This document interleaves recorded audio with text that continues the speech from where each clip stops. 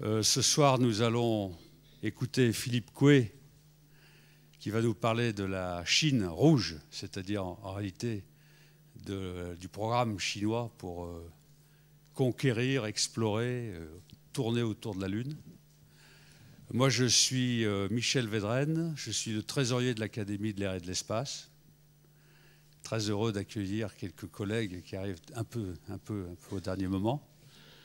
Et notre timing est assez serré parce que notre conférencier, qui est très pris, doit quitter la salle à 19h. Donc vous voyez qu'il aura une présentation de 3 quarts d'heure et on va réserver 1 quart d'heure aux questions que je vous demanderai de faire courtes et en essayant de ne pas les répéter les uns par rapport aux autres. Monsieur Coué, Philippe Coué, que je connais depuis 25 ans, est chez Dassault Aviation, société dans laquelle j'étais également. C'est un passionné de l'espace. Chez Dassault, on est plutôt aéronautique, hein, civil et militaire. Il y a une petite équipe de Gaulois qui continue de faire de l'espace depuis que Dassault a mordu à l'espace avec le programme Hermès. Donc Philippe est à la direction des études générales et de l'espace et il fait de la promotion spatiale chaque fois qu'il est possible de travailler dans ce domaine. Il fait des choses qui sont secrètes, donc on ne pourra pas lui demander d'en parler, des choses qui concernent les rentrées atmosphériques. On n'a pas perdu espoir d'aller en orbite et un jour d'en revenir. Alors ça, il n'en parlera pas, mais il va nous parler de la Chine. Voilà. Philippe.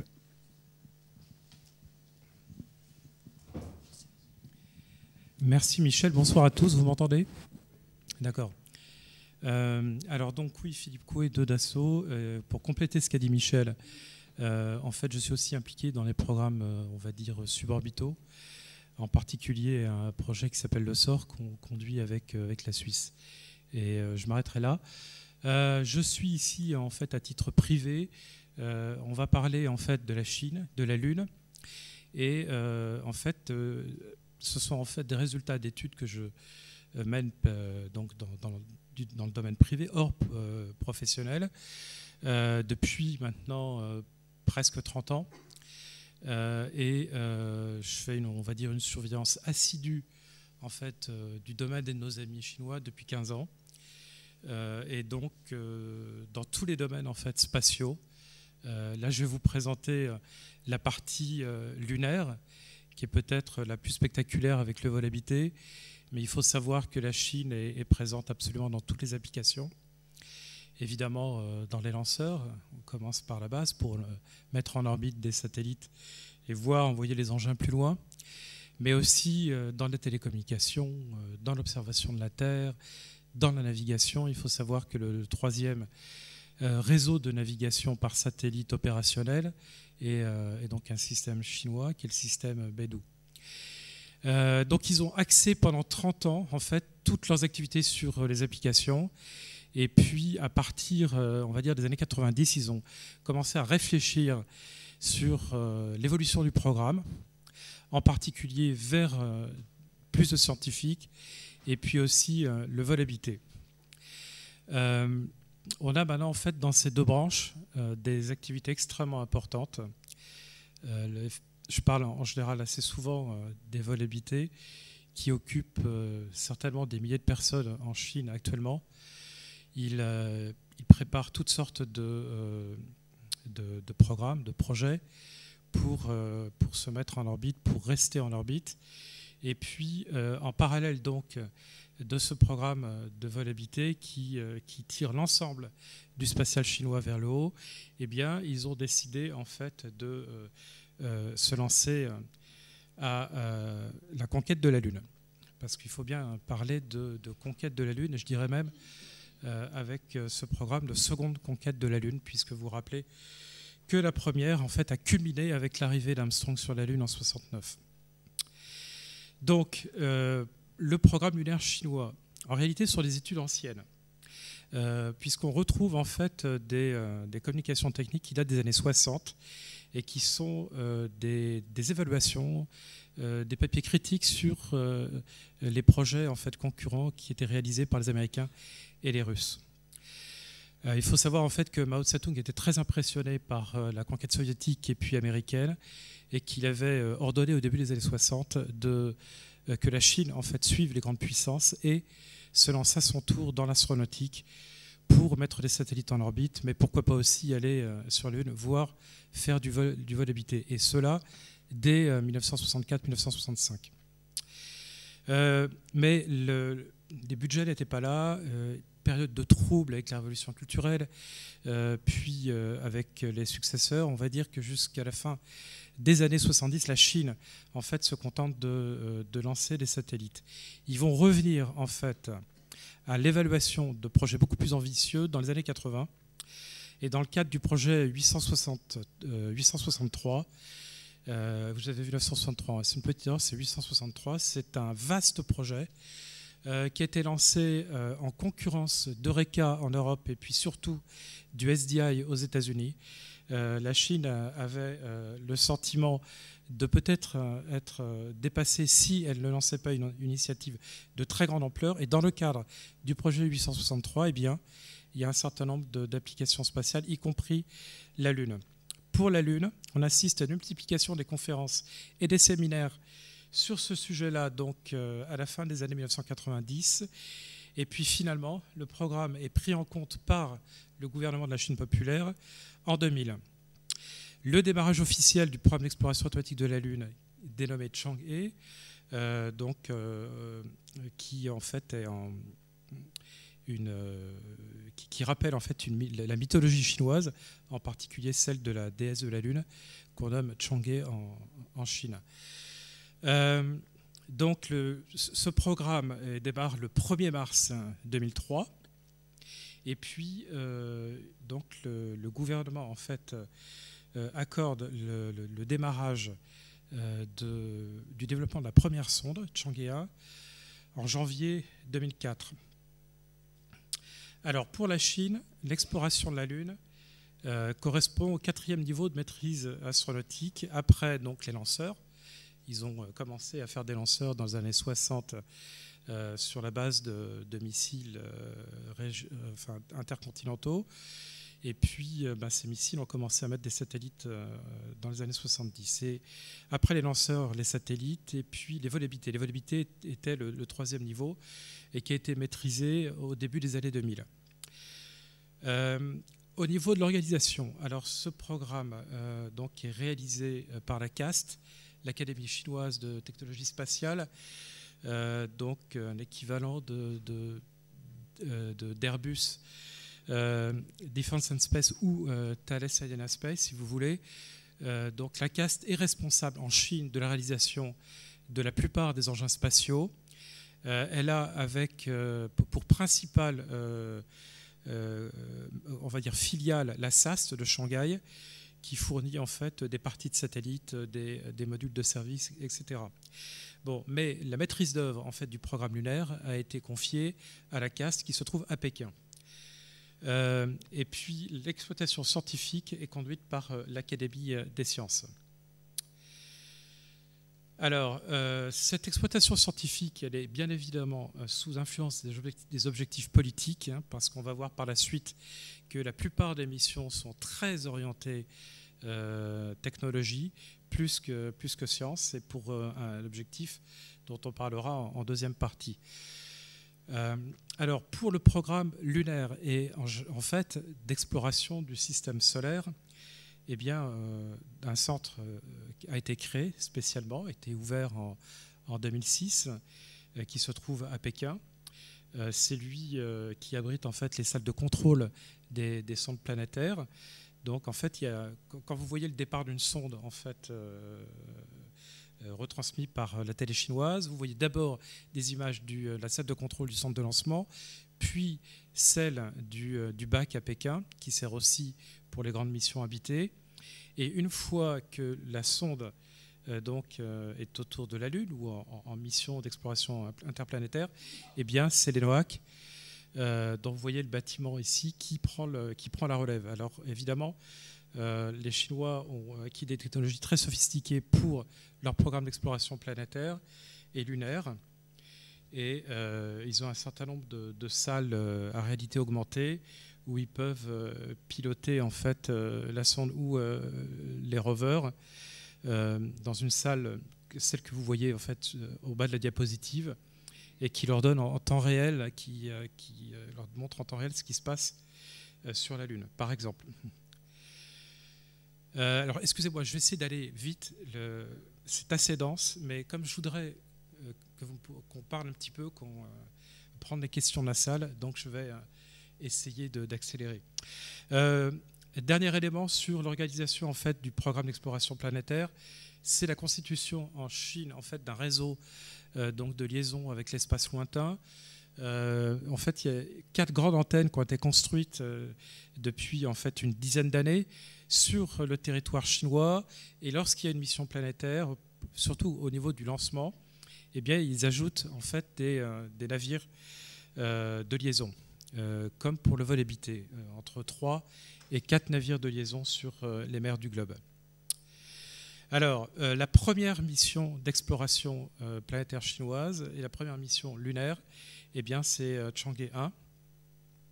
Donc, cette sonde a été conçue à partir en fait, d'un bus de satellite de télécommunication DFH3.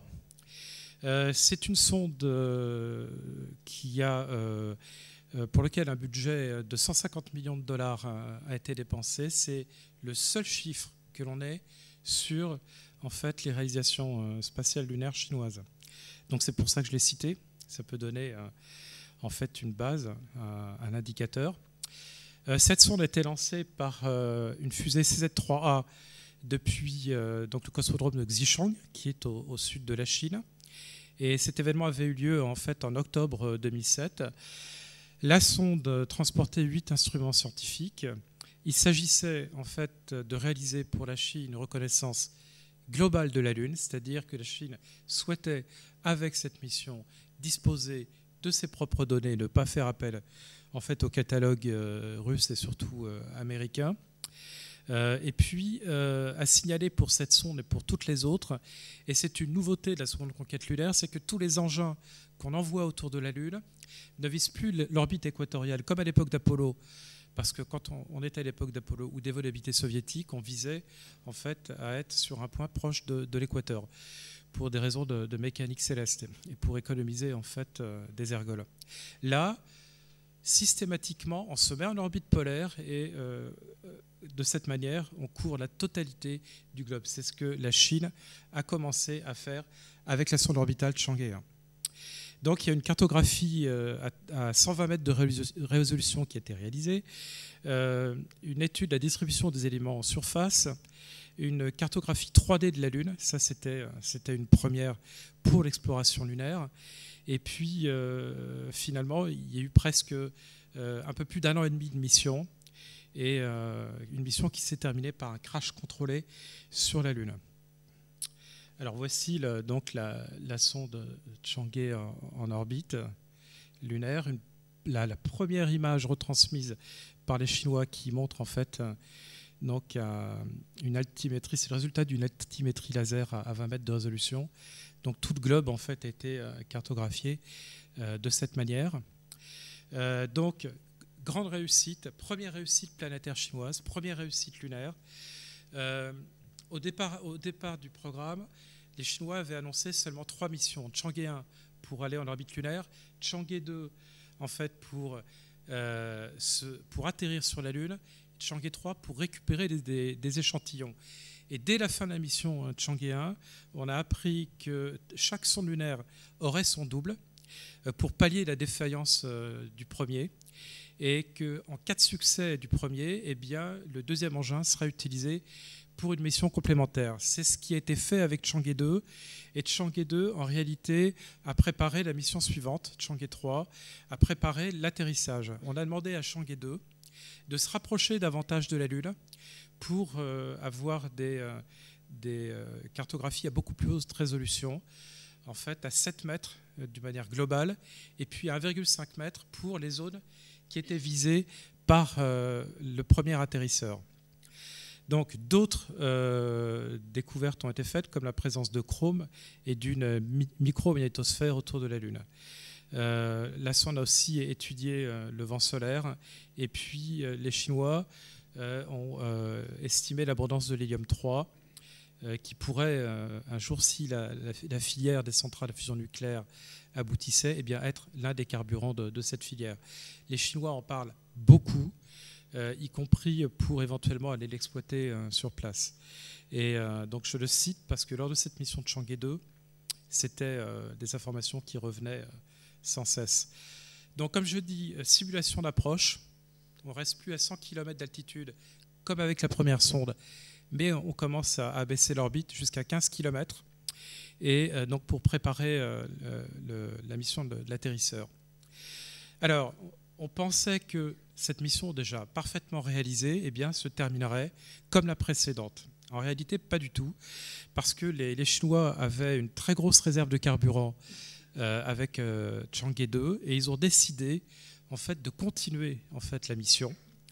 Et ils ont donc fait quitter la sonde Chang'e 2 de l'orbite lunaire pour aller rejoindre le point de Lagrange L2, et à cet emplacement, en fait, s'entraîner aux liaisons dans l'espace lointain, faire de la mesure de l'environnement interplanétaire, et puis aussi évaluer en fait la résistance des matériaux et puis du matériel embarqué. On pouvait se dire, la Lune, le point de Lagrange, c'est pas mal.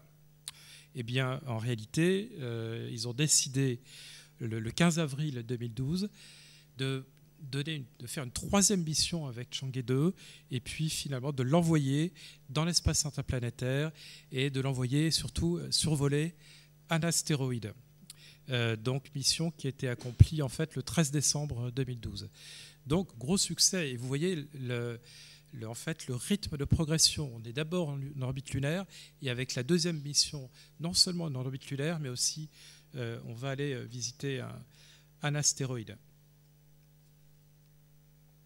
Alors, succès de la mission de Chang'e 2, dont vous avez quelques vues. En particulier, vous voyez sur la vue du bas une image à très haute résolution qui montre déjà quelques blocs en surface. Et donc un certain nombre d'images de ce type ont été prises dans la mer des Pluies, qui était déjà visée comme site d'atterrissage de la troisième mission. Donc je passe, et donc on passe à Chang'e 3, qui représente là vraiment un gap. Il y a un step entre les deux premières sondes, et puis cet engin. Vous voyez qu'on n'est plus du tout avec un bus DFH3, mais avec un atterrisseur qui ressemblerait un petit peu en fait à celui d'Apollo, sauf qu'il fait au niveau de la dimension à peu près un tiers. Donc c'est un programme qui avait débuté en fait aux alentours, on va dire, de 2005, qui a été lancé le 1er décembre de l'année dernière, qui visait à la fois à faire de la démonstration technologique, mais aussi de l'exploration scientifique. Donc il fallait atterrir en douceur sur la Lune, continuer à tester les communications dans l'espace lointain, faire de la téléopération, et puis d'autres validations technologiques. En particulier, l'atterrisseur est équipé en fait d'un moteur à poussée variable qui est à peu près équivalent en technologie à celui qui avait été développé pour le LEM d'Apollo. Donc un moteur qui s'est très très bien comporté pendant la phase d'atterrissage, et qui est de très très bon augure pour la suite des opérations lunaires chinoises sur la Lune. Alors il s'agissait aussi de développer des logiciels pour la navigation, et puis l'atterrissage, et puis pour la Chine, visiblement avec cet engin très, très complexe, il s'agissait aussi d'établir en fait un système d'ingénierie aérospatiale et d'adopter en fait des méthodes scientifiques pour la gestion des grands projets, un peu comme les Américains ont fait avec le programme Apollo. Alors, toujours évidemment l'exploration scientifique. Si la technique fonctionne, on se donne un bonus et on fait de la science. Donc il s'agissait de faire la topographie de la surface lunaire, d'étudier la structure géologique et puis la composition chimique donc du site d'atterrissage, d'observer en fait la plasmasphère terrestre avec un télescope spécialement conçu qui a été installé sur l'atterrisseur. Et puis finalement, avec un autre télescope, eh bien, observer les étoiles variables et les galaxies. Donc, un programme de module lunaire qui nous fait revoir ce que nous connaissions il y a 40 ans avec Apollo, en particulier la mise en place en fait, d'une infrastructure de développement et d'essai tout à fait importante. Vous voyez à peu près le même portique qu'on avait à l'époque.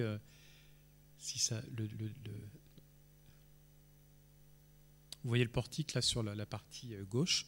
Et donc ce portique est à la fois utilisé pour les essais d'atterrissage de la capsule Shenzhou, mais aussi pour donc les atterrisseurs lunaires. Et l'atterrisseur donc, de Chang'e 3 a subi toutes sortes de tests dans des conditions un petit peu particulières. Alors le rover, c'est pareil, 10 ans de développement pour le rover, avec des projets tous les plus originaux les uns que les autres. En particulier, vous voyez celui du milieu en bas, qui est celui de la SAST. La SAST avait été le principal compétiteur avec la CAST pour le rover U2. Et vous voyez sur la partie droite, eh bien, le rover U2 de la mission de Chang'e 3, en cours d'essai dans le désert de Gobi, et puis en cours de montage en 2013. Donc la région en fait, d'atterrissage de Chang'e 3 dans la mer des Pluies, vous avez là donc une image prise quelques minutes avant l'atterrissage et qui nous rappelle étrangement les vues bien connues en fait, qu'on avait avec Apollo. Donc là, grand moment pour la Chine, en fait, à la mi-décembre de l'année dernière. Donc la Chine, en fait, pose pour la première fois un engin spatial sur un autre corps céleste. Donc on voit cet atterrisseur qui a été photographié par le rover U2, qui en a fait le contournement, et puis une image bien classique de la surface lunaire, probablement photographiée celle-ci par l'atterrisseur. Donc cette fois-ci, c'est l'atterrisseur qui photographie le rover.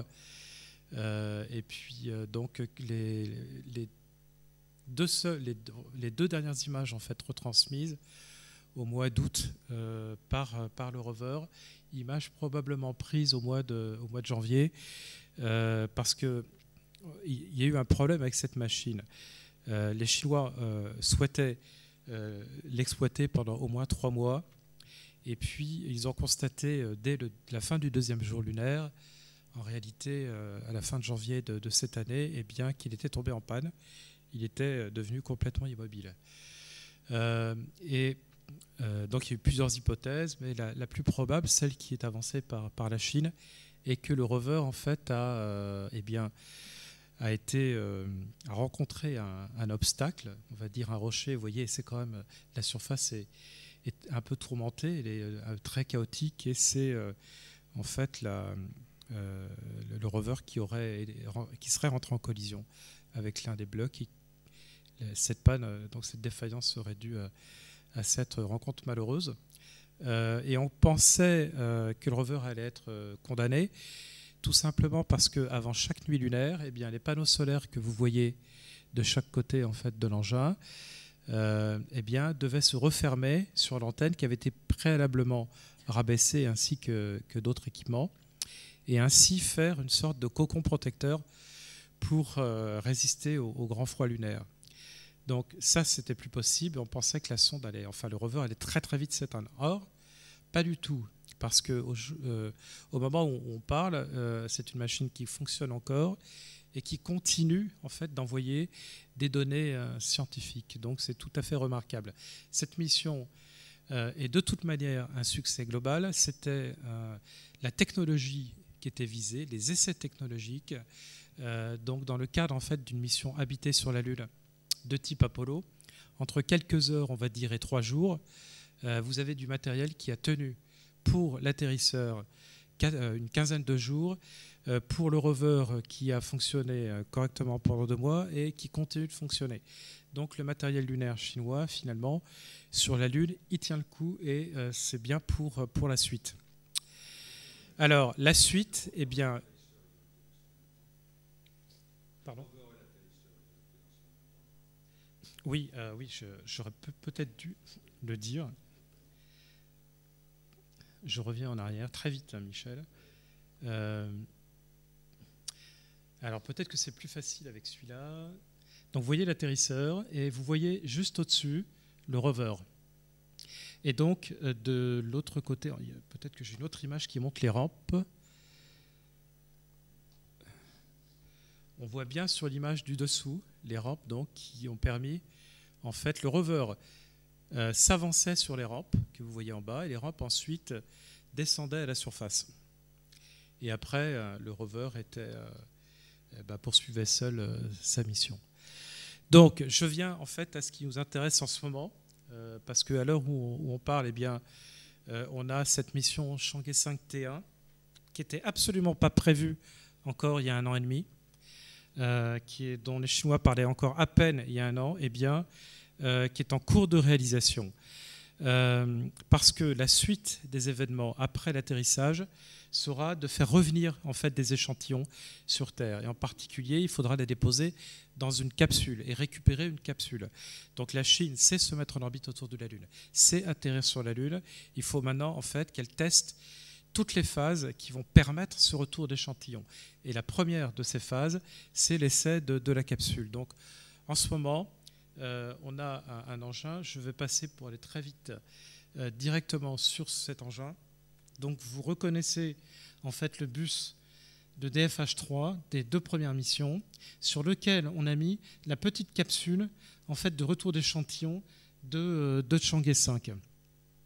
Et elle a dû contourner la Lune ce matin et cette capsule en fait est attendue en Chine probablement vendredi. Et ils vont tenter ce type de retour avec un rebond atmosphérique à la manière des ondes lunaires soviétiques, de manière en fait à ralentir la vitesse pour passer de 11 km/s à 7 km/s, surtout aussi pour limiter l'échauffement. Alors là, c'est une très très grande première. C'est vraiment pour la Chine quelque chose de tout à fait nouveau que de rentrer à cette vitesse et puis depuis la Lune. Mais alors, ce qui est très intriguant, c'est la forme de la capsule. Parce qu'en fait, c'est un Shenzhou, et je reviens en arrière, c'est un Shenzhou au modèle réduit. C'est un tiers, un quart, un tiers de la capsule habitée. Donc, il y a effectivement la volonté toujours d'économiser sur les moyens techniques et puis les innovations et reprendre toujours les mêmes formes. Ça peut être plus pratique. Cela dit, on peut imaginer aussi que c'est une manière de commencer à tester en fait une capsule pour le vol habité. Voilà ce qu'on peut dire sur Chang'e 5 T1. Donc suivez l'actualité dans 3 jours et puis si tout fonctionne bien, eh bien les Chinois en parleront certainement énormément car c'est une première et c'est très important pour la suite. Donc la suite, Chang'e 4. Donc après Chang'e 3 était prévu le double de Chang'e 3, un autre atterrisseur dont le lancement est prévu en 2015 et qui soit répétera en fait la mission du précédent, soit sera en fait utilisé pour continuer à préparer la mission de retour d'échantillons. En particulier, je vous ai mis en fait une vue qui montre l'atterrisseur que vous avez vu précédemment et puis l'étage de remontée qui transportera les échantillons en orbite lunaire avec le système qui ira forer pour récupérer les échantillons. Donc Chang'e 4 pourrait transporter en fait ces deux systèmes, celui du forage et celui de remontée. La dénomination Chang'e 5 T1 en appelle certainement une autre, un Chang'e 5 T2, parce qu'au-delà en fait, de ces essais, il faudra aussi tester l'étage de remontée. Donc je vous répète, celui-là. Et puis il faudra aussi tester le rendez-vous en orbite lunaire. En gros, il faut faire de l'Apollo en réduction pour amener des échantillons sur Terre, donc d'ici 2 à 3 ans. Donc voilà cette fameuse mission de Chang'e 5 et même Chang'e 6, puisqu'elle aura aussi son double. Donc vous voyez bien en fait le train lunaire, hein, composé du module orbital lunaire, de la capsule de retour qui ressemble à Shenzhou en modèle réduit, de l'atterrisseur et puis de l'étage de remontée. Et puis des images qui ont été publiées il y a seulement quelques mois qui montrent en fait des détails sur le système de récupération du conteneur d'échantillons et avec le sas qui va vers la capsule que vous voyez en vert sur ce schéma-là. Vous voyez ? Donc voilà ce qu'on peut dire sur ces missions qui sont prévues pour 2017 et 2019. Alors, évidemment, c'est un programme, comme je vous dis, qui, à mon avis, est très tourné vers la technologie, qui teste un certain nombre d'étapes autour de la Lune et qui prennent un autre sens si on les associe en fait à l'autre effort qui est effectué par la Chine en ce moment, qui sont les vols habités. Alors, en réalité, dès le départ des vols habités, en 99, dès les premiers tests de Shenzhou, les Chinois ont commencé à être très ambigus sur la nature exacte du programme et puis son association avec la Lune. Ils ont continué à progresser normalement. Il y a eu 4 essais du vaisseau Shenzhou en mode automatique. Puis il y a eu 6 vols habités, dont une première sortie spatiale. Ils ont lancé en fait une petite station orbitale Tiangong en 2011, qui a été visitée par 3 vaisseaux, dont 2 habités. Cette station est toujours opérationnelle en mode automatique.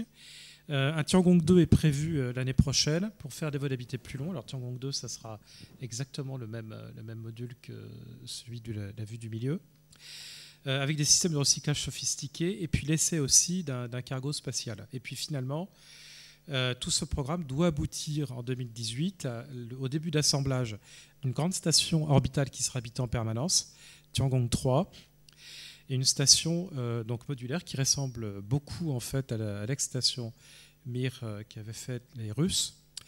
Et c'est une station qui pourrait être exploitée pendant 10 ans. Mais les Chinois nous disent qu'elle servira aussi en fait à préparer des missions de très longue durée pour des expéditions lointaines. Évidemment, la première d'entre elles pourrait être une expédition vers la Lune. Alors, comment pourrait-on...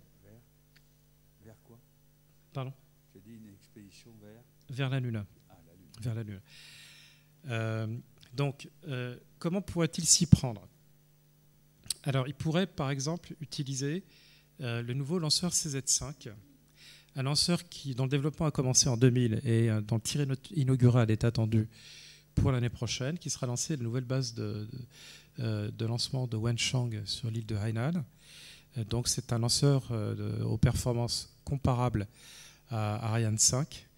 Et ce lanceur CZ5, il sera utilisé pour le retour d'échantillons, mais il a des performances équivalentes aux ondes, enfin aux protons russes, qui lançaient les ondes lunaires. Donc avec un lanceur de ce type, la Chine en fait pourrait faire des vols circumlunaires, c'est-à-dire qu'avec ce type de lanceur, la Chine pourrait reproduire ce qui est en train de se faire en ce moment, mais en mode habité. Je dis ça parce que c'est la comparaison avec le Proton qui permet de le dire, mais c'est aussi des déclarations chinoises qui en parlent depuis quelques années.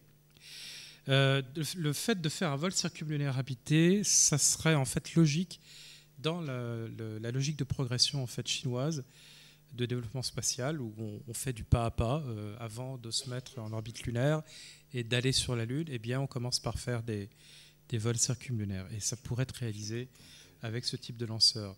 Il y a aussi des projets de débarquement lunaire qui sont proposés en utilisant un train lunaire qui serait assemblé avec des éléments qui seraient mis en orbite avec plusieurs CZ5, mais c'est moins crédible, on va dire.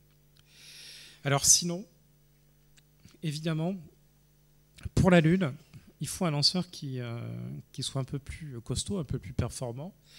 Un lanceur dont la Chine nous parle depuis, en vérité, 2005, et un lanceur qui serait presque comparable au Saturne du programme Apollo, au Saturne des années 60. Ce lanceur est désigné en fait CZ9, probablement parce que le diamètre de l'étage principal, c'est 9 mètres. Donc ce lanceur, on commence maintenant à en avoir un portrait robot assez précis. Donc 4000 tonnes au décollage pour mettre 100 tonnes en orbite basse. Une partie basse du lanceur propulsé par des moteurs Lockheed de 500 tonnes de poussée. Un deuxième étage cryotechnique YF220 de 200 tonnes de poussée. Et puis un troisième étage avec un moteur YF77.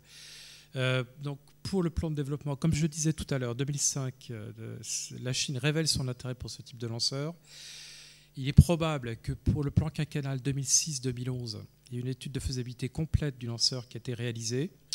C'est à la fin de ce plan quinquennal qu'on commence à avoir en fait les premiers dessins du lanceur, les premiers papiers techniques qui évoquent cette très grosse fusée. Dans le plan quinquennal actuel, donc 2011-2016, on est passé en phase de développement avec plusieurs essais technologiques. Et ça, c'est très très vrai pour les moteurs. Vous voyez ici une maquette du très très gros moteur qui doit équiper donc le premier étage. C'est une photo qui date déjà de 2011. Donc, si on prend la logique de développement chinoise, on peut estimer que c'est un moteur dont le développement a commencé à la fin des années 2000, 2009 ou 2010. Mais en général, le développement des moteurs en Chine commence avec quelques années d'avance par rapport aux lanceurs proprement dit. Probablement qu'en 2016-2021, on va passer à l'essai de matériel et des prototypes, et puis finalement à des essais grandeur nature dans la période 2021-2026. Donc je me fie au plan quinquennaux. Ça fait 30 ans que je les suis, et c'est absolument imparable. Donc il y a des choses qu'il faut vraiment regarder. C'est la logique par rapport en fait aux décisions gouvernementales, aux annonces qui sont faites dans ces plans. Donc la logique pour aller sur la Lune avec ce gros lanceur, eh bien, c'est de mettre tout ce qui est automatique dans ce gros lanceur et tout ce qui est habité avec le CZ5. Le CZ5 que vous avez vu juste avant, eh bien, lui emmènerait la partie habitée du train lunaire chinois. Donc pour faire des missions de courte durée sur la Lune, probablement dans la période, on va dire 2025-2030. Donc des séjours de quelques heures à quelques jours. Tout ce que je vous mets là est écrit. Ce n'est pas des supputations ou de la spéculation. Il existe maintenant depuis 4 ans des dizaines de papiers scientifiques et techniques sur les vols habités lunaires chinois. Mais il faut aller parfois fureter un petit peu loin pour les trouver, mais on arrive à le faire. Donc là, en fait, c'est des reproductions PPT. Vous ne m'en voudrez pas. Je ne suis pas forcément super bon en dessin, donc j'essaye avec le PowerPoint de reproduire ce que je peux voir par ailleurs sur les documents en mandarin. Donc des choses, finalement, des architectures qui sont assez proches de ce que les Américains, par exemple, ont pu étudier. Donc il y a à la fois des études de modules lunaires, des études de trains lunaires. Vous voyez ici, par exemple, un projet qui date de 2010, qui avait été présenté à Pékin, et qui mettait en œuvre uniquement des lanceurs CZ5. Il fallait 3 lanceurs CZ5 pour mettre, en fait, pour lancer vers la Lune ce train lunaire, et qui était uniquement pour 2 taïkonautes. Il y a aussi des papiers sur les scaphandres, des papiers sur la manière de travailler sur la Lune, le problème en fait de la régolithe, de la poussière abrasive. Les Chinois regardent tout ça maintenant depuis une dizaine d'années. Il y a beaucoup de choses aussi sur les automobiles lunaires. Donc on trouve plusieurs configurations de véhicules et je vais vous en montrer quelques-uns. Alors oui, très important. Alors, il y a eu plusieurs scénarios de présenter. Celui-là, c'est le plus récent. Il n'y en a pas eu depuis en fait septembre de l'année dernière. Et il montre en fait l'utilisation de 2 gros lanceurs CZ9, d'un lanceur CZ5 pour le vol habité. Donc ces parties-là sont les parties automatiques. On envoie le module lunaire en orbite lunaire, en orbite d'attente. Par contre, il y a un étage translunaire qui s'accouple avec la partie habitée et qui rejoint à son tour l'orbite lunaire. Il y a un rendez-vous entre le module lunaire et puis la partie habitée, et puis on retrouve un scénario de type Apollo avec des gens qui descendent sur la Lune, mais cette fois-ci, il n'y a pas de puni, c'est-à-dire qu'ils descendraient tous sur la Lune, il n'y en aurait aucun qui resterait en orbite. Et puis finalement, vous avez un retour classique de type Apollo, avec l'apparition d'un nouveau module lunaire, et puis d'un véhicule très très différent de Shenzhou pour le vol habité. C'est sa première apparition. Alors il y a eu 2 déclarations dans le quotidien du peuple cette année qui indiquent que la Chine prépare un nouveau type de véhicule spatial habité qui pourrait démontrer qu'effectivement ils sont maintenant partis pour la Lune sur cette configuration. Mais là, je reste très prudent parce que vu ce qui est testé en ce moment avec la capsule de Chang'e 5T1, on est quand même dans la configuration Shenzhou. Donc, je reste encore prudent parce que c'est le seul scénario que l'on ait de ce type. Mais pour ce qui est en fait des différents éléments de leur mise en orbite terrestre, puis lunaire et retour sur Terre, on a maintenant depuis 3 ans à peu près la même chose. C'est simplement dans les matériels que ça diverge encore. Donc un exemple en fait de train lunaire, c'est une vue d'artiste qui montre le projet qui avait été présenté en 2010. Vous voyez, il y a le module lunaire qui est caché par les étages d'insertion en orbite, et puis sur la partie droite, le module Shenzhou, le module lunaire Shenzhou, avec l'étage de retour. Donc, mais je pourrais en montrer d'autres. On avait réalisé cette vue parce que, si vous voulez, en 2010, c'était vraiment la toute première qu'on avait d'un projet lunaire habité chinois. Depuis, il y en a eu d'autres et de différentes. Donc voilà quelques exemples de Jeep lunaire. Donc sur la partie gauche, vous avez des configurations qui sont apparues en 2009. Au milieu, en fait, des maquettes qui, dès l'Expo 2000 de Hanovre, en l'an 2000, eh bien, fixaient un peu le cap. Et puis, il y a quelques mois, en fait, au mois de mai, est apparu sur Internet eh bien, un prototype, enfin, un véhicule présenté comme un prototype de Jeep lunaire chinoise. Alors, la Chine nous dit qu'elle veut poursuivre dans un premier temps ce qui a été fait avec Apollo lors de missions courtes. Mais ce qui est visé, c'est vraiment d'y rester. Ils disent à tout le monde, les Américains y sont allés, nous, on va y rester. Et ces mots ont pris en fait une teneur très particulière l'année dernière, quand ils ont révélé en fait l'existence en fait du Lunar Palace 1. Ils l'ont fait de manière assez drôle, c'est-à-dire qu'ils l'ont présenté en septembre comme un projet dans le long terme, et puis un mois après, on avait des photos qui apparaissaient sur des sites anonymes, comme d'habitude, où on voyait l'installation qui avait été créée, qui existait. Et en effet, dès cette année, il y a un premier équipage de 2 femmes et donc d'un homme qui a séjourné pendant plusieurs mois à bord de cette installation, essentiellement pour tester les systèmes de recyclage pour le support vie, et puis aussi une ferme hydroponique pour voir ce qu'il était possible en fait de faire pousser et comment être autosuffisant pour l'alimentation. Donc avec cette installation, ils sont arrivés à 100% d'autosuffisance pour l'eau et 55% pour l'alimentation. Et puis donc, il devrait y avoir dans les années qui viennent, en fait, au moins 1 à 2 fois par an, et bien d'autres équipages et qui vont bien simuler des séjours de plus en plus longs dans cette installation Lunar Palace 1. Tout ça pour préparer la base lunaire. Avec cette base lunaire, eh bien, on pourrait faire en fait de la science, de l'observation de la Terre et de l'univers, de l'énergie, parce que depuis très longtemps, ils parlent de l'extraction de l'hélium 3, par exemple, voire de faire des centrales solaires qui seraient plus faciles à réaliser, parce que d'ici, si on est déjà sur place, eh bien, on pourra dérouler des tapis de panneaux solaires et puis constituer de très grandes centrales pour envoyer l'énergie sur Terre. Philippe, tu as un quart d'heure de la fin. Pardon ? Tu as un quart d'heure de la fin. Et c'est la dernière planche. D'accord. Et donc, ça peut aussi, cette installation, cette base lunaire, dont on n'a pas encore de plan ni de dessin, on a simplement toutes sortes de vues d'artistes, mais rien d'officiel. Donc, cette base pourrait servir de tremplin pour des missions lointaines. Excusez-moi, je suis allé très vite. J'aurais pu m'appesantir sur chaque mission parce qu'il y a beaucoup à dire sur la Lune et la Chine.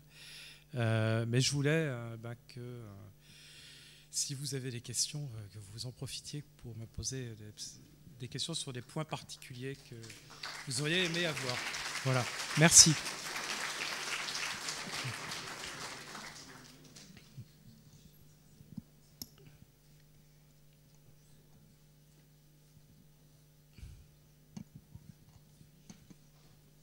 Alors je vous demanderai de parler exclusivement dans le micro parce que j'entends très mal. Bonsoir. Dans votre dernier diapo, il était question en termes d'énergie d'hélium 3. Et vous n'entendez pas ? Voilà, là c'est bien. Ça va là ? Dans la dernière diapo, il était question en termes d'énergie d'exploiter l'hélium 3. Et je crois savoir que c'est effectivement une piste pour industrialiser la Lune, pour utiliser cette énergie sur Terre. Est-ce que vous pouvez nous en dire plus ou on n'en sait pas assez là-dessus ? Alors, l'hélium 3, c'est ce qui a été avancé pendant 10 ans pour aller sur la Lune. Le problème, c'est que la filière des centrales à fusion nucléaire n'existe pas et que, en plus, extraire de l'hélium 3, ça demanderait une infrastructure conséquente pour le faire. Est-ce que le jeu en vaut la chandelle ? Est-ce que les Chinois vont aller sur la Lune pour l'hélium 3 ? C'est pas certain, mais ça fait partie des applications qu'ils donnent pour être présent sur la Lune. Une autre question ?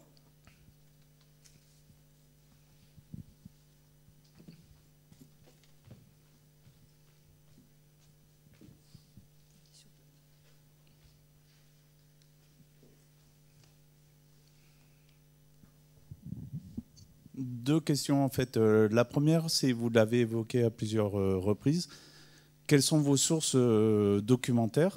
Et la deuxième question, quelle est la stratégie, à votre connaissance, des Chinois par rapport donc à une station lunaire, c'est-à-dire est-ce qu'ils prévoient de prendre des éléments modulaires et de tout apporter, ou de fabriquer par exemple par fabrication additive ? Alors, pour les sources, je ne dirais pas tout. Je passe énormément de temps sur le web. Tous les jours, j'y vais. Donc, j'ai un certain nombre de sites, des sites en Chine. Et puis, ça serait très long parce qu'il y a des papiers, les articles scientifiques, les articles techniques, les conférences. Enfin, c'est vraiment assez vaste. Il y a aussi l'expérience qui permet de trier très rapidement ce qui est bon, ce qui n'est pas bon. C'est la reconnaissance aussi des déclarations officielles. Extrêmement important de savoir analyser les déclarations officielles. Et ça, il faut 20 ans pour comprendre en fait ce qui est dit et ce qu'il faut garder. Et je peux vous assurer que quand vous lisez le quotidien du peuple, peut-être pas tous les jours, hein, je suis pas du PCC, je vous rassure, mais ça permet, quand il y a du spatial, d'extraire sur 10 lignes, 10 mots, une phrase que vous mettez de côté. Vous ne savez pas encore laquelle. Mais ce qui est donné par le quotidien ou par Xinhua, par exemple, c'est vraiment des choses extrêmement officielles qui sont un peu un guide, qui permettent, quand il y a en fait des spéculations autour d'une information, de savoir où on en est. Par exemple, pour la mission actuelle, il y a 1 an et demi, la Chine avait dit qu'elle ferait un contournement lunaire.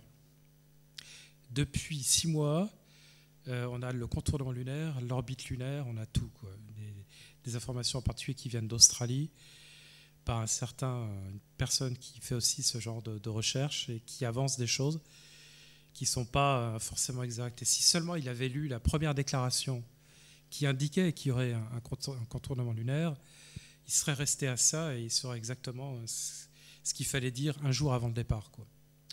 Alors, ce qui est vrai aussi, c'est que j'assiste en fait depuis 2 ans, avec l'arrivée en fait du nouveau président Xi Jinping, peut-être à une diminution en fait des informations, à un peu moins de précision dans ce qui est donné. Ça, c'est tout à fait réel, quoi. Après, je vous dis que je vais faire la liste de tout ce que je regarde. Je suis ça quotidiennement, depuis très longtemps. Et ce qui me permet d'avoir du recul par rapport à la fois aux déclarations, aux événements en cours. Je suis un certain nombre de forums. Et voilà, je pourrais en parler longtemps. Je pense que dire qu'on passe du temps sur les forums, c'est déjà une chose. Dire qu'on collecte tous les papiers de conférence pour extraire. Par exemple, je suis allé au dernier IAC à Toronto il y a 3 semaines. Je voulais absolument avoir le CD, parce que dans le CD, il y a en fait, de toute manière, dans les papiers, des éléments, un paragraphe pour 5 ou 6 pages. Mais si vous faites ça sur 10 ans ou 20 ans, ça commence à devenir très intéressant et très conséquent. Et j'ai mis les 2 livres en exemple. Quand j'ai sorti La Chine veut la Lune en 2007, on parlait à l'époque, la Chine n'avait pas lancé de sonde spatiale. C'était un projet. Et quand vous parliez aux spécialistes, entre guillemets, ils vous disaient la Chine va faire un essai spectaculaire pour faire progresser sa technologie, point barre. Moi, dans le livre, je disais non.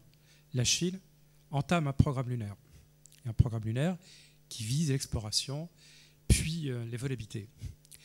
Et ça, c'était facile à détecter. Enfin, les Chinois en parlent depuis 1999. Il y a même eu des documents publiés par l'Académie des sciences, etc. Donc, c'est pour ça que c'est une recherche, c'est une surveillance qui se fait sur le long terme. Et là, on est gagnant. S'il vous plaît, y a-t-il de la valeur ajoutée de la Chine par rapport à ce qu'ont fait les Américains et les Russes en la matière? Et deuxième question, est-ce qu'il y a une coopération internationale ou est-ce qu'ils sont complètement dans leur monde, si je peux employer ce terme? Alors, la valeur ajoutée, c'est difficile à dire pour le moment. La seule chose logique qu'il faut dire, c'est que ça se fait avec des technologies d'aujourd'hui, du XXIe siècle.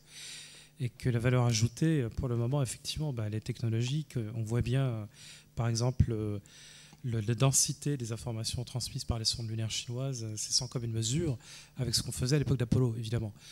Maintenant, c'est un programme qui, à mon sens, contrairement à ce que certains continuent à penser, est un programme à visée technologique, qui ne vise qu'une seule chose, faire atterrir des Chinois sur la Lune. Quand on voit le bilan des missions, et même le bilan scientifique, c'est vraiment, on est pu essayer de faire des découvertes. Elles ont toutes pratiquement été faites par Apollo et puis les sondes soviétiques. Bon, et pour la deuxième question, c'était quoi? Excusez-moi. La coopération. Alors la coopération, ils en parlent énormément avec la station Tiangong 3. Ils voudraient que la station modulaire qui vont commencer en 2018, eh bien, soit en fait réalisé en coopération internationale. C'est tout à fait nouveau, ils n'en parlaient pas avant. Est-ce que pour la Lune, ils vont faire la même chose? J'en suis vraiment pas certain. Parce que c'est un programme de prestige. Et au moins pour ce qui est de l'arrivée des taïkonautes sur la Lune, à mon avis, ils seront seuls. En revanche, mon pari, c'est que s'ils réussissent la coopération internationale avec Tiangong 3, ils pourront la proposer pour une base lunaire. C'est-à-dire qu'au niveau international, s'est mis en place une organisation pour tenter de rassembler les éléments des uns et des autres pour s'installer sur la Lune. La Chine n'est pas encore totalement incluse dans ce programme. Elle pourrait l'être et peut-être qu'avec ce programme lunaire habité, elle veut se placer à la tête des initiatives qui visent à faire une base lunaire sur le problème, parce qu'il y a un gros problème depuis 1 an, c'est l'apparition de papiers parlant d'application militaire d'une base lunaire. Or, en fait, c'est des déclarations que j'avais vues dès 2011 et qui se multiplient en fait depuis un an, et pour faire des choses que, en principe, les Américains et les Russes avaient totalement abandonnées parce que la Lune est trop éloignée de la Terre pour les missiles balistiques, enfin pour toutes sortes de raisons, quoi.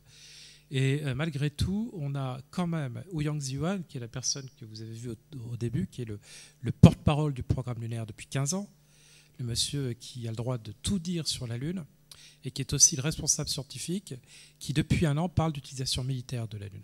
Alors, est-ce que ça veut dire qu'ils veulent avoir l'assentiment en fait, des militaires pour continuer à financer davantage leur programme, ou est-ce qu'il y a véritablement en fait, une utilisation prévue? C'est trop tôt de le dire, mais il y a des papiers très, très étonnants, en particulier qui ont été publiés il y a quelques mois sur la manière d'observer la Terre depuis la Lune, de faire toutes sortes de choses, et qui pourraient être des missions duales, comme les Chinois le font pour les applications en orbite terrestre, par exemple. Voilà. Encore 5 minutes de questions, si vous voulez. Oui, je voulais vous demander, là, j'étais très étonné de photos lunaires, compris les Chinois, parce que par rapport à Apollo, les photos que nous a montrées, c'est plutôt de la cendre, vous savez, couleur bleu, gris pastel, pardon. C'est uniquement une Et question alors, d'éclairage. je voulais vous demander si je pense que ces photos sont une meilleure qualité que celles que nous avons vues par Apollo, je crois, enfin. Je ne sais pas ce que vous en pensez. Parce que moi, j'ai 110 photos dans la mission Apollo, mais les photos ne sont pas du tout les mêmes comme celles que vous nous avez montrées. Alors je pense que ces photos-là sont de meilleure qualité, je pense aussi... et plutôt une réalité que par rapport à ce qu'on avait vu d'Apollo. Oui.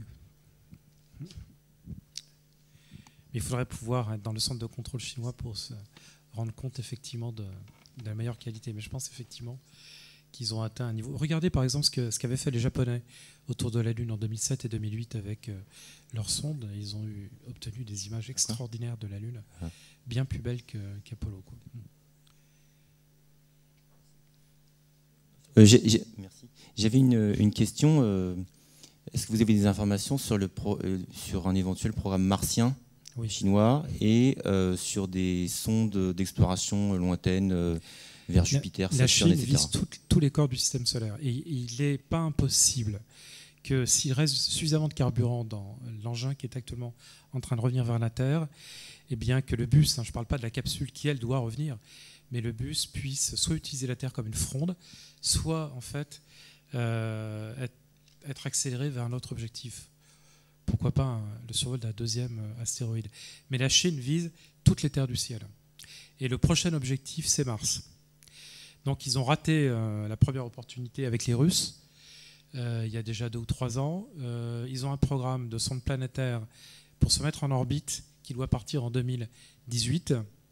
Et ils font atterrir en fait un petit module. Et puis ils veulent faire exactement autour de Mars ce qu'ils font autour de la Lune. C'est-à-dire je me mets en orbite, j'atterris et je ramène des échantillons aux alentours de 2030. Ils commencent à penser aux missions habitées. Il existe maintenant 4 papiers différents sur des scénarios pour atteindre Mars utilisant en fait le CZ9. Ils ont des missions prévues à partir de 2020 vers Jupiter et Saturne. Ils veulent atterrir sur Europe et Ganymède. Sur Mars, par exemple, on a plusieurs papiers, plusieurs schémas, des photos, voilà. Ok. Si. Excusez-moi, une question idiote sans doute. Pour les missions lointaines, ils prévoient aussi des missions habitées? Pour les tirs lointains? Oui. Ils quelle visent échéance la Lune officiellement, enfin non, pas encore officiellement, c'est pas officiel. Dans les papiers, ça apparaît. Après, il y a d'autres communications techniques sur des missions martiennes. Même il y a 3 semaines, il y a eu un premier papier sur l'exploration d'un astéroïde. En gros, il se joue la même mission que les Américains veulent réaliser pour aller visiter un astéroïde, récupérer des échantillons avec 2 ou 3 taïkonautes et puis les ramener sur Terre. Voilà. ce qu'il faut attendre, hein, je pense qu'avec ce qui se passe en ce moment et le niveau de développement donc du programme et habité et lunaire, il n'est pas impossible qu'ils fassent un coup politique en 2019 pour le 70e anniversaire de la République populaire. Parce qu'à ce moment-là, ils auront le CZ5 qui aura été qualifié, et puis ils auront au moins fait 3 retours de capsules. Et il n'est pas impossible qu'ils fassent contourner la Lune par 2 ou 3 taïkonautes pour célébrer le 70e anniversaire de la République populaire. Franchement, à l'allure maintenant où vont les événements, avec un programme qui est vraiment orienté technique, on se dirige vers ça. Donc c'est en conclusion ce que je peux dire, et je pense très franchement que les années 2020 vont voir le retour de l'homme sur la Lune. Il va être chinois. Les Américains ne vont pas se laisser faire. Je pense que la NASA n'est plus seule pour faire ses programmes et qu'elle est aidée par des sociétés différentes, on va dire. Et en tout cas, il y a une dynamique qui est en cours en Asie, qui va animer les Américains, qui anime déjà les Américains. Toutes les pièces du puzzle sont là. Barack Obama n'a rien décidé, il a décidé de mettre la Lune de côté, mais quand vous regardez ce qu'avait décidé Bush, tout est là. En particulier le vaisseau Orion, qui avait été décidé par Bush en 2004, il va être testé dans 1 mois et demi, exactement en 2014, comme c'était prévu. Le SLS, on ne sait pas s'il va être fait, mais il y a d'autres gros lanceurs qui pourraient lancer des véhicules vers la Lune. Donc les années 2020, ce seront des années du retour de l'homme sur la Lune, chinois d'abord et américain ensuite. Et peut-être que l'Europe s'y mettra aussi. Il y a des jeunes dans la salle. Que l'Europe et ils sont là pour infléchir les politiques plus ou moins attentistes dans ce domaine de l'Europe. Philippe, on te remercie. Merci.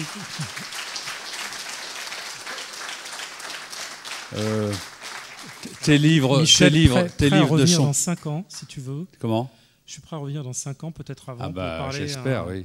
Tes livres sont encore Alors, publiés La Chine ou... veut la Lune, malheureusement, je crois qu'il est épuisé, oui. Par contre, Shenzhou, les Chinois dans l'espace, c'est édité l'année dernière. C'est où ? Chez Edith. Excusez-moi. C'est les éditions Edith, en fait. Edith ? Edith. D'accord. Ça se trouve dans les bonnes librairies. C'est l'esprit du temps, mais l'éditeur, c'est Edith. Et donc, ce livre se trouve dans les bonnes librairies. Amazon, dans les bonnes librairies, à la FNAC. Je parle essentiellement, en fait, de tout programme Shenzhou, avec une évolution sur le programme lunaire habité, etc. Je vous remercie de votre attention. Merci. Et puis, à une prochaine fois, peut-être.